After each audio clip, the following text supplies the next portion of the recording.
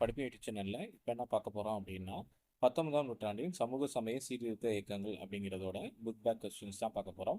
இந்த book back question பார்க்கறதுக்கான நோக்கம் என்ன அப்படின்னா, இருக்கிற எல்லா காம்படிட்டிவ் எக்ஸாம்லையும் புக் பேக் கொஸ்டின்ல இருந்து கொஸ்டின்கள் நிறைய வருது. ஸோ அதனால இந்த கொஸ்டின் ரொம்ப இம்பார்ட்டன்டான ஒன்று. ஓகே, சரியான விடையை தேர்வு செய்வோம் அப்படின்னு சொல்லி கொடுத்துருக்காங்க. எந்த ஆண்டில் உடன்கட்டை ஏறுதல் ஒழிக்கப்பட்டது அப்படின்னு சொல்லி கொடுத்துருக்காங்க. இதுக்கான சரியான விடை என்ன ஆனா ஆப்ஷன் ஆ 1829. சரிங்களா? ரெண்டாவது கொஸ்டின், தயானந்த சரஸ்வதி நிறுவப்பெற்ற சமாஜத்தோட பெயர் என்ன அப்படின்னு சொல்லி கேட்டிருக்காங்க. ஆரிய சமாஜம். ஓகேங்களா? அடுத்து, யாருடைய பணியும் இயக்கமும் 1856ஆம் ஆண்டு விதவை மறுமண சீர்திருத்த சட்டம் இயற்றுவதற்கு வழிகொலியது அப்படின்னு சொல்லி கேட்டிருக்காங்க.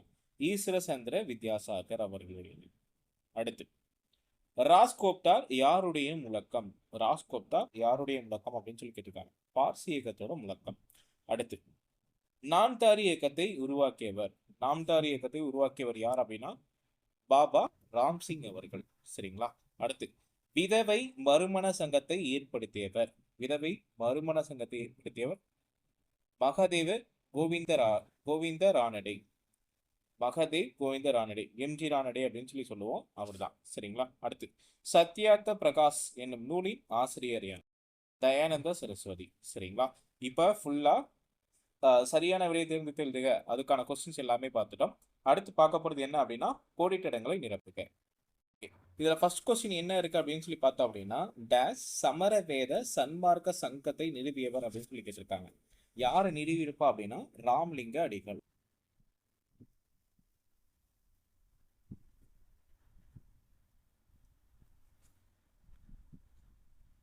பூனே சர்வஜனிக் சபாவை நிறுவியவர் யார் அப்படின்னு சொல்லி கேட்டிருக்காங்க.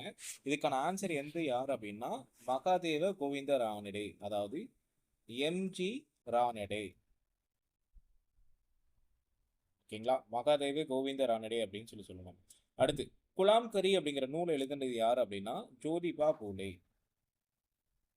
ஜோதிபா பூலே. அடுத்து, ராமகிருஷ்ண மிஷன் டேஸால் நிறுவப்பட்டது. யாரால நிறுவப்பட்டது அப்படின்னா சுவாமி விவேகானந்தர். சுவாமி விவேகானந்தர். சுவாமி விவேகானந்தரால நிறுவப்பட்டிருக்கு. அடுத்து, டேஸ் அகாலி இயக்கத்தோட முன்னோடி அமைப்பாகும். எது அப்படின்னா சிங் சபா. சிங் சபா அகாலி இயக்கத்தோட முன்னோடி. ஒரு பேசா தமிழன் பத்திரிகையை துவங்கியவர் யார் அப்படின்னு சொல்லி பார்த்தாங்க. அயோத்தியதாசர்.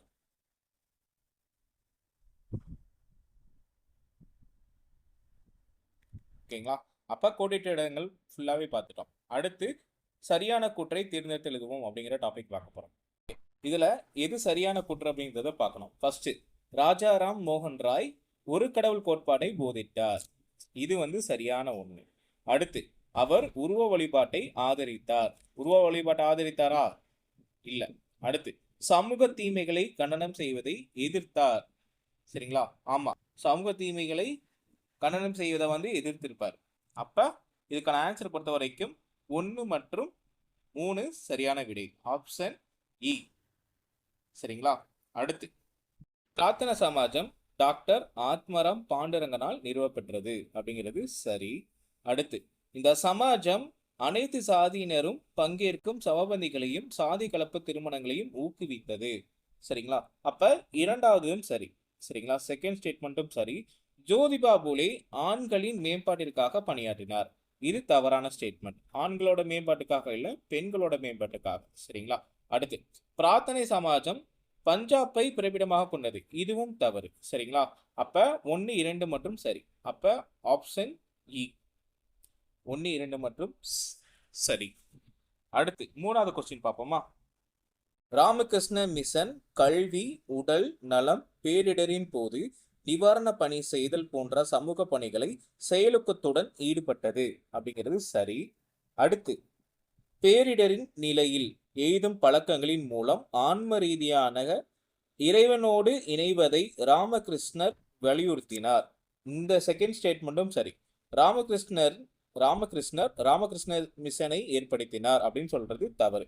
அப்ப இதுக்கான சரியான விடை என்ன அப்படின்னா ஆப்ஷன் ஆ 1 மற்றும் 2 சரி. ஓகே. அடுத்து என்ன கொடுத்துருக்காங்க அப்படின்னு சொல்லி பார்த்தா அப்படின்னா, ஜோதிபா புலே ஆதரவற்றோருக்கான விடுதிகளையும் விதவைகளுக்கு காப்பகங்களையும் திறந்தார். கூற்று வந்து சரி. அடுத்து ஜோதிபா புலே குழந்தை திருமணத்தை எதிர்த்தார், விதவை மறுமணத்தை ஆதரித்தார். அப்ப காரணமும் சரி. சரிங்களா? இதுக்கான சரியான விடை என்ன அப்படின்னா ஆப்ஷன் ஆ.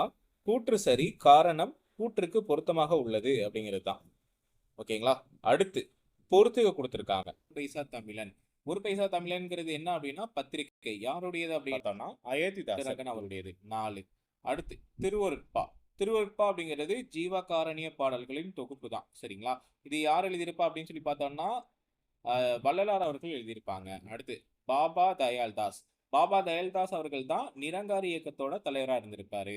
அப்ப 2. ஈஸ்வர சந்திர வித்யாசாகர். இவர் என்ன கொண்டு வந்திருப்பாங்க அப்படின்னா விதவை மறுமண சீர்திருத்த சட்டம் கொண்டு வந்திருப்பாங்க. 1. அடுத்து தேவேந்திரநாத். தேவேந்திரநாத் வந்து ஆதிரி பிரம்ம சமாஜத்தை ஏற்படுத்தியிருப்பாங்க. சரிங்களா? ஆப்ஷன் 3. அப்ப இதுக்கான ஆன்சர் என்ன அப்படின்னா 4, 5, 2, 1, 3 அப்படிங்கிறது தான் சரியான விடை.